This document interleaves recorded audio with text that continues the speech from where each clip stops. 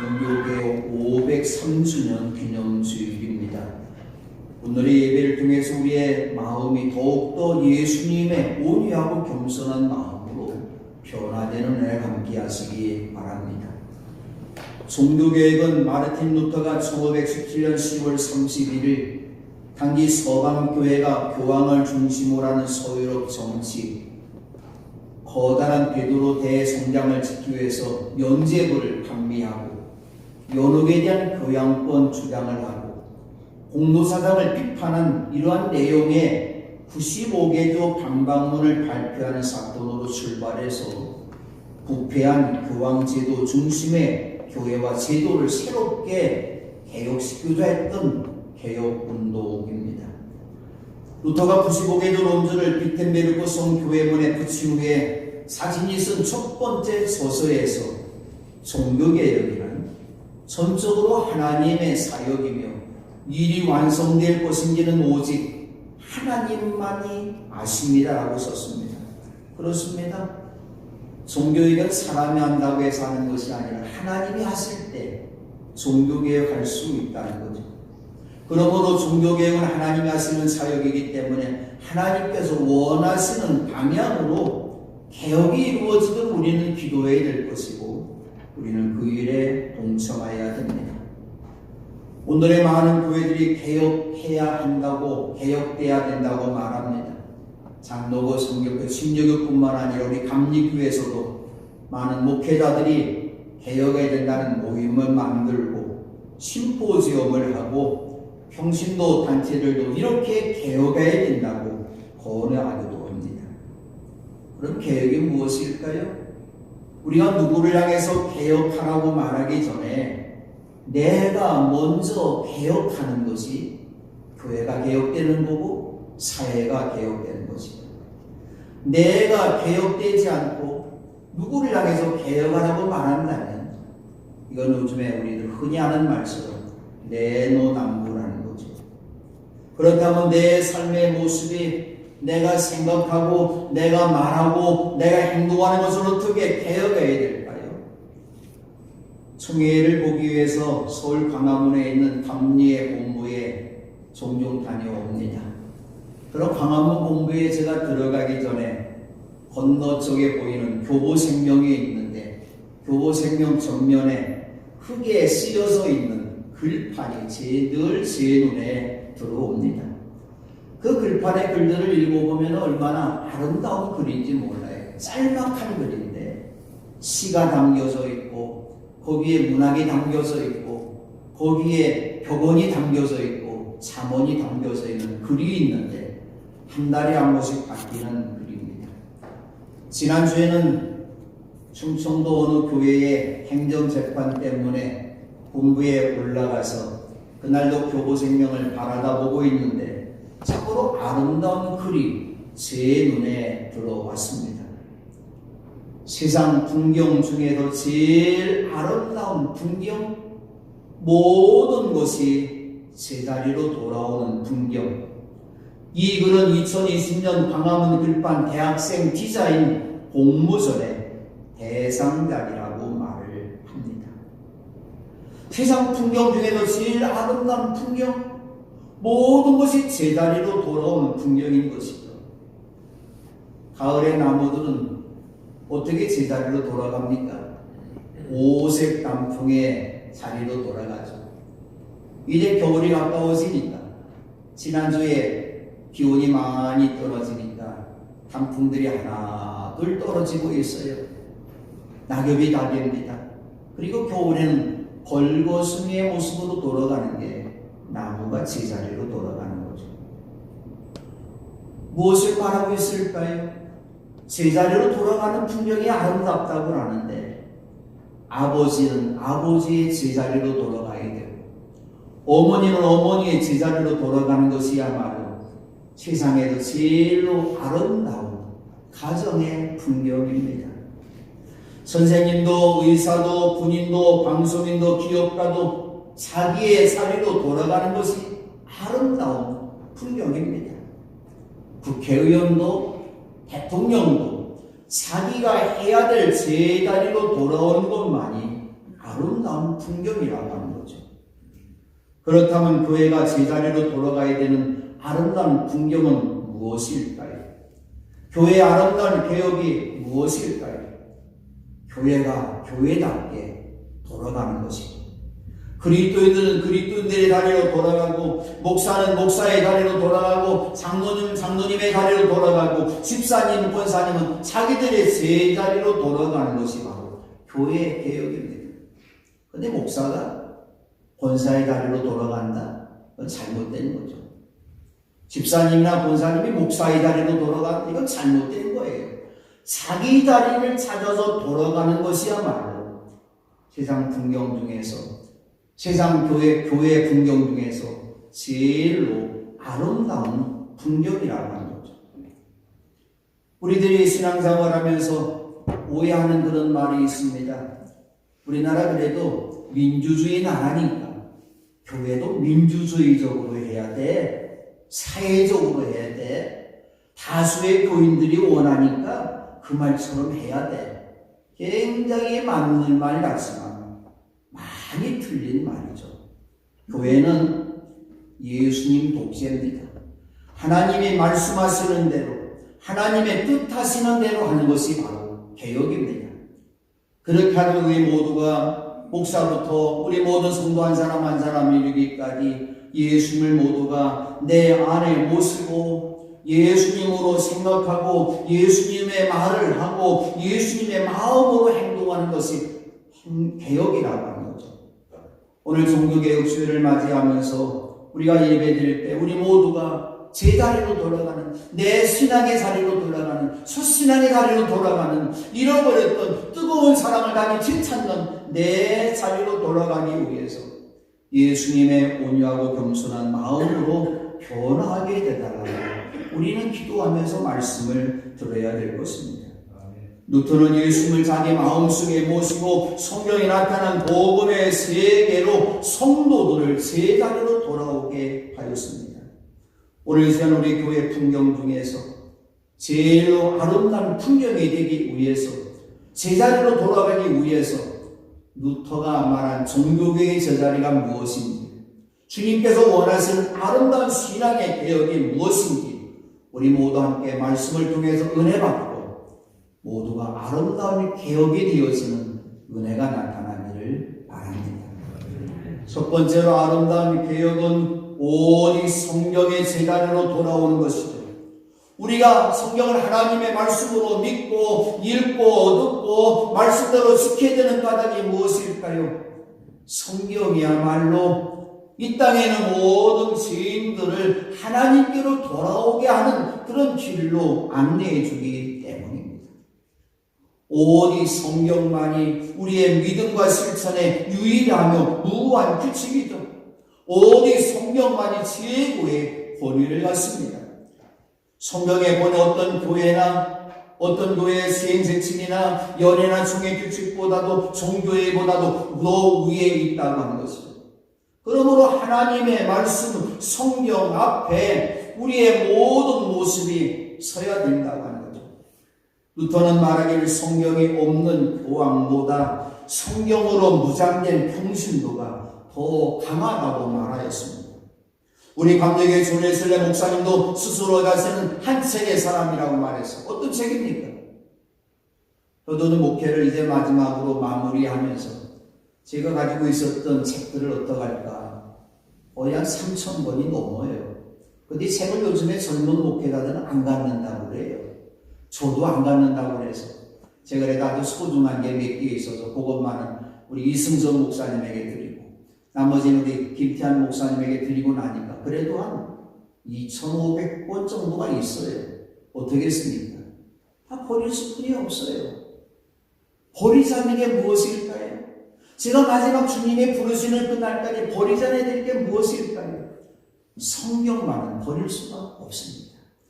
모든 신학책도 모든 설교집도 다 버려야 되지만 성경만은 버릴 수가 없어요. 우리의 신앙생활의 최고의 권위는 성경이라고 하는 거죠. 웨슬레 목사님께서 전통과 이성과 경험을 매우 중요시 했습니다. 그러나 성경을 전통과 이성과 경험의 수준으로 놓고 동일하게 다루지 않고 가장 높은 권위를 성경에 두었던 거죠. 오늘의 많은 교회들이 침체되는 까닭이 무엇일까요?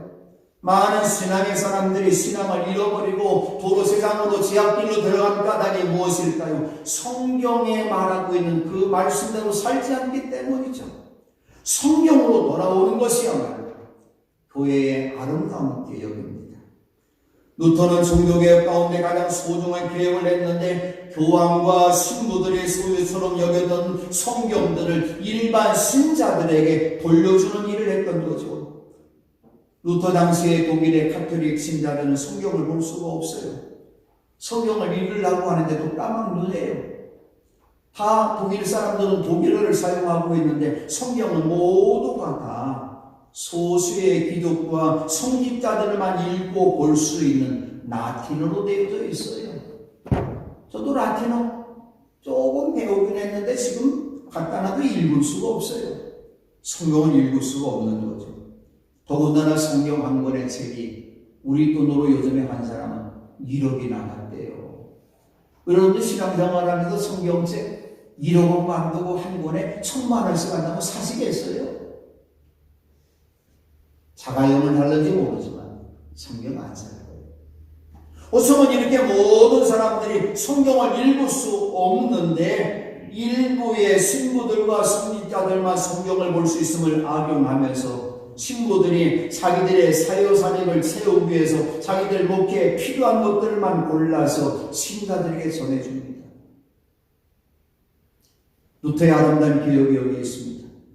소수의 기독과 성직자만 가질 수 있던 성경을 예수를 믿는 모든 사람들이 보고 읽을 수 있도록 라틴어로 되어 있는 성경을 독일어로 번역해서 1522년 9월에 출판해서 모든 그리스도인들이 성경을 읽도록 했던 거죠.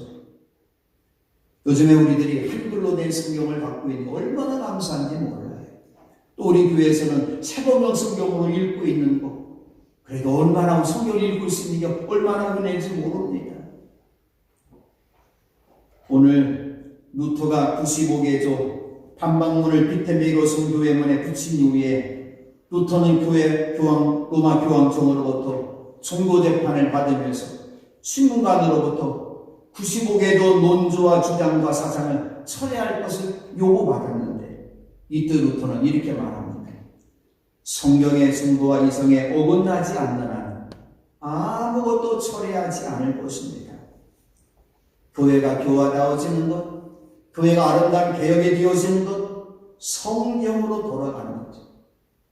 우리 기독교에 대한 감리의 신앙 고백 네 번째에도 우리는 성경의 방법으로 기록된 하나님의 말씀인 성경이 구원에 이르는 도리와 신앙생활에 충분한 토대됨을 믿습니다라고 고백하고 있습니다. 사도 요한도 복 있는 사람 말할 때 하나님의 말씀을 읽는 사람과 듣는 사람과 그 안에 기록되어 있는 것을 지키는 사람이 복이 있다고 말을 했습니다. 지금 우리가 한글로 된 성경을 읽을 수 있는 건 하나님의 은혜죠. 영어로만 되어 있다면, 라틴어로만 되어 있다면, 독일어로만 되어 있다면 우리가 성경을 읽을 수가 없는데 한글로 되어진 성경을 읽는 거 얼마나 감사한지 모르죠.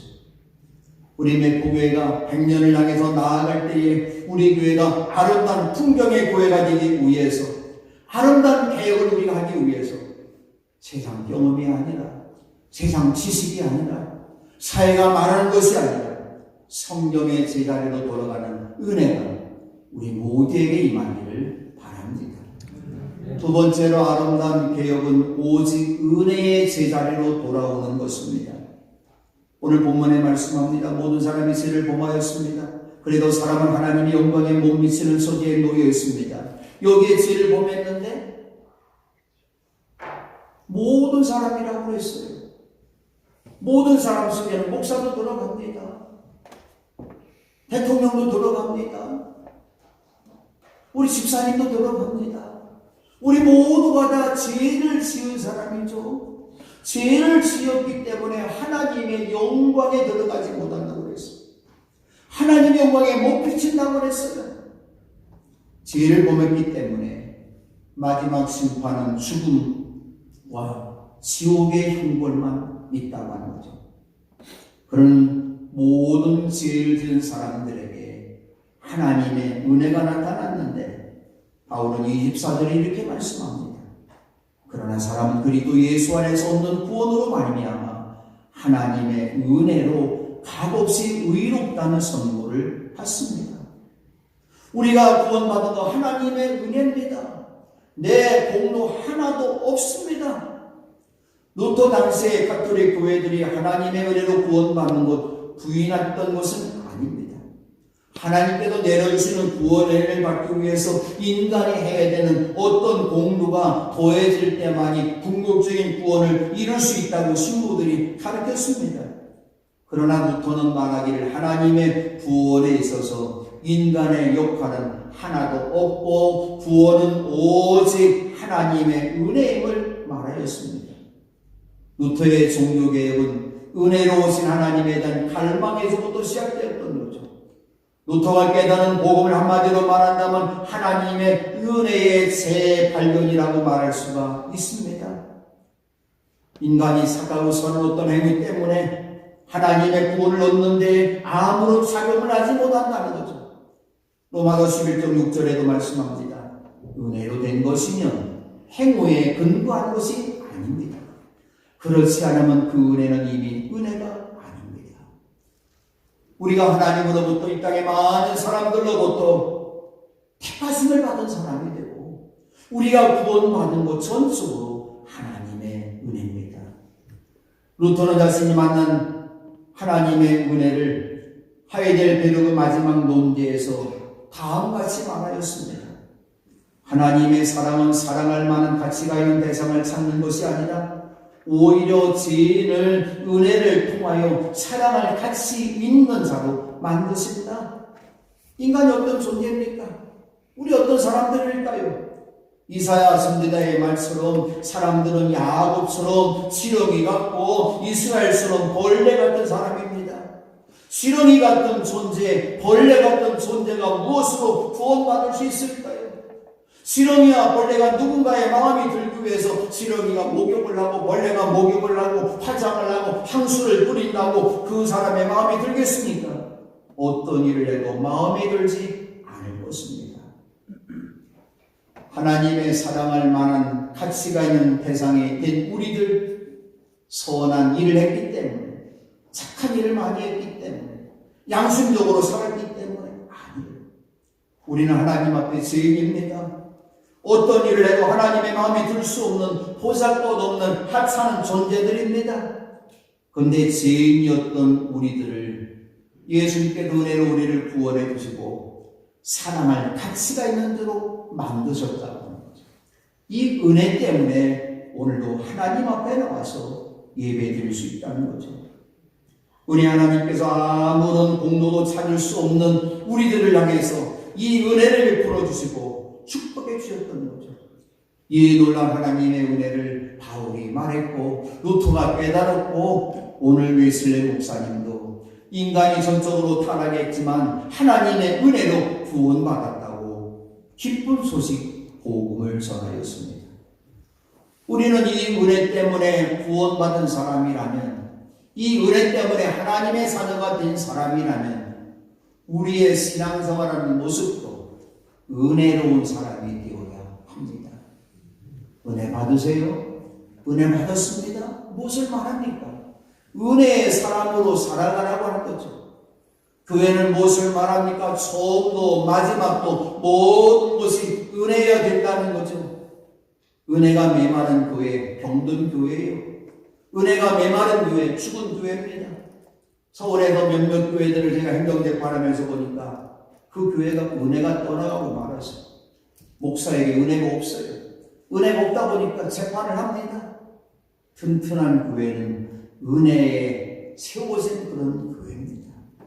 그러므로 이제부터는 내 지식과 내 경험을 말하지 말고 성경이 말하는 은혜로운 말을 하십시다. 은혜로운 말이 아니면 입을 다물고 말하지 마십시다. 은혜로운 행동이 아니면 조용히 있어야 됩니다. 그것이 은혜의 제자리로 돌아오는 아름다운 개혁입니다. 세 번째로 아름다운 개혁은 오직 믿음의 제자리로 돌아온 것입니다. 사람들은 오직 믿음이라는 루터의 말을 비판합니다. 그가 오직 믿음을 강조함으로 행함을 경시했기 때문에 극단적으로 말하기 좋아하는 사람들은 루터의 오직 믿음이라는 것이 교회를 망쳤다고 말합니다. 교회가 비도덕적인 행태를 보이고 세상 사람들로부터 질타를 받는 까닭도 루터가 오직 믿음을 강조해서 선행을 경시했기 때문이라고 말합니다. 그런 비판은 루터를 오해했기 때문입니다. 루터가 말합니다. 믿음과 하나님은 함께 속해 있다. 믿음과 하나님은 함께 속해 있다. 그리고 이어서 말합니다. 믿음은 자기 노력으로 생산한 무엇이 아니며 하나님께도 주시는 것이라고 말을 했어요. 하나님이 우리에게 귀한 사랑을, 이 귀한 은혜를 주었습니다.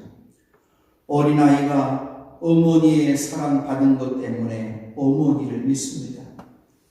유명한 나훈아의 그 노랫말처럼, 홍시라는 노랫말처럼 자장가 대신 젖가슴을 내어주는 그 어머니의 사랑을 알기 때문에 어머니를 믿습니다. 하나님께서 아무 공로가 없는, 호사꽃 없는 나를 이렇게 구원해 주시고 말씀의 것을 먹여 주시기 때문에 하나님을 믿는 것이죠. 루터가 카톨릭 교회를 향해서 95개의 논조를 발표한 것 때문에 보름수 국회에서 출교 처분을 받았습니다. 카톨릭 교회의 신부가 출교 처분 받았다? 죽음을 선고받은 것이죠. 교회로부터 출교 처분 받은 사람은 누가 그 사람을 살해해도, 누가 그를 죽여도 죄가 되지 않는 것이 그 당시의 카톨릭법이었습니다. 루터는 사람들로부터 살해당할 위협에 빠지게 되었을 때에 파르트 그룹 성에 숨었습니다. 그 성에 숨어들었습니까? 그 성에 숨어들을 때 아무것도 하지 않았습니까? 아니죠. 그 성 안에 숨어들었을 때 그 성에 유폐된 채로 신약 성경을 헬라어에서 독일어로 번역을 했는데 하나님의 은혜로 번역 작업은 11주밖에 걸리지를 않았어요. 이 번역 성경이 지금도 독일어권 그리스도인들에게 읽혀지고 있다고 하는 것이죠. 몇 년 전 종교개혁 500주년을 맞이하면서 우리 교회에서도 성리순례를 하는데 우리 교회들과 함께 그곳에 순례했을 때 종교개혁 시대의 화가였던 크라나흐의 그림이 걸려있는 걸 보았는데 그 그림은 이런 그림입니다. 두 명의 군인이 루터를 호위하면서 끌고 가면서 뒤를 바라보고 있는데 루터는 두 손을 모으고 하늘을 바라보고 있습니다. 무엇을 말씀하고 있습니까? 루터는 그 어려운 삶의 자리에서 자기를 죽일지 모르는 사람들이 그렇게 많은 그 자리에서 하나님만을 바라보며 하나님 앞에 기도하면서 성경을 오히려 새롭게 번역하는 일을 했습니다. 많은 사람들이 삶에 어려움이 찾아왔다고, 고통을 당한다고, 오늘 내 다리가 절망의 다리라고 죽고 싶은 마음이 있다고 말합니다. 그런데 루터는 그 어려운 자리에서 우위를 바라보는, 하나님만을 바라보는 믿음을 가졌습니다. 바로 하나님만을 바라보는 루터의 믿음이 있었기 때문에 개혁의 역사가 나타났습니다. 믿음은 무엇일까요? 우리가 어떤 어려운 일을 당한다 할지라도 위에 계신 하나님만을 바라보는 것이죠. 죄인이었던 인간이 하나님 앞에 의롭다고 인정받은 것은 믿음이라고 바울이 말합니다. 하나님의 의는 예수 그리스도를 믿는 믿음을 통하여 오는 것이며 모든 믿는 사람에게 미칩니다. 사람이 속죄함 받는 길을 하나님께서 속죄제물로 내주신 예수님의 피를 믿을 때 유효합니다. 하나님은 의로우신 분이시라는 것과 예수님을 믿는 사람은 누구나 의롭다고 하십니다. 우리가 의롭게 된 것은 행위의 법으로 된 것이 아니며 믿음의 법으로 되었습니다. 사람이 율법의 행위와는 상관없이 믿음으로 의롭다고 인정을 받습니다. 우리가 하나님의 자녀가 된 것, 영원한 하늘나라 소망하며 갈 수 있는 하늘나라 시민권을 가질 수 있는 것, 예수님을 나의 구주로 믿고 예수님을 그리스도로 믿고 하나님의 아들로 믿었기 때문에 이 은혜가 우리에게 임한 것입니다. 이 시간 여러분 모두가 이 믿음을 소유하시기를 바랍니다. 오늘 종교개혁주의를 맞이하면서 귀신 들린 아이 아버지처럼 주님께 큰 소리 외쳐 기도하십시다. 내가 믿습니다. 주님, 내가 믿습니다. 믿음 없는 나를 도와주십시오. 은혜가 없는 나를 도와주셔서 은혜의 사람 되게 도와주세요. 성경대로 살지 못했던 나를 성경대 제자리로 돌아가게 해주세요. 다른 사람 바라보지 말고 내 자신만을 바라보면서 아버지의 집을 떠난 탕자처럼 제자리로 돌아오는 은혜가 여러분에게 나타나기를 바랍니다. 하나님의 집으로 돌아가십시다. 그것이 바로 믿음의 제자리로 찾아가는 것이죠. 교회 아름다운 개혁, 교회 아름다운 풍경이 바로 여기에 있습니다. 오직 성경의 제자리로 돌아가는 것, 오직 하나님의 은혜의 제자리로 돌아가는 것, 오직 믿음의 제자리로 돌아가는 것입니다. 기도합니다.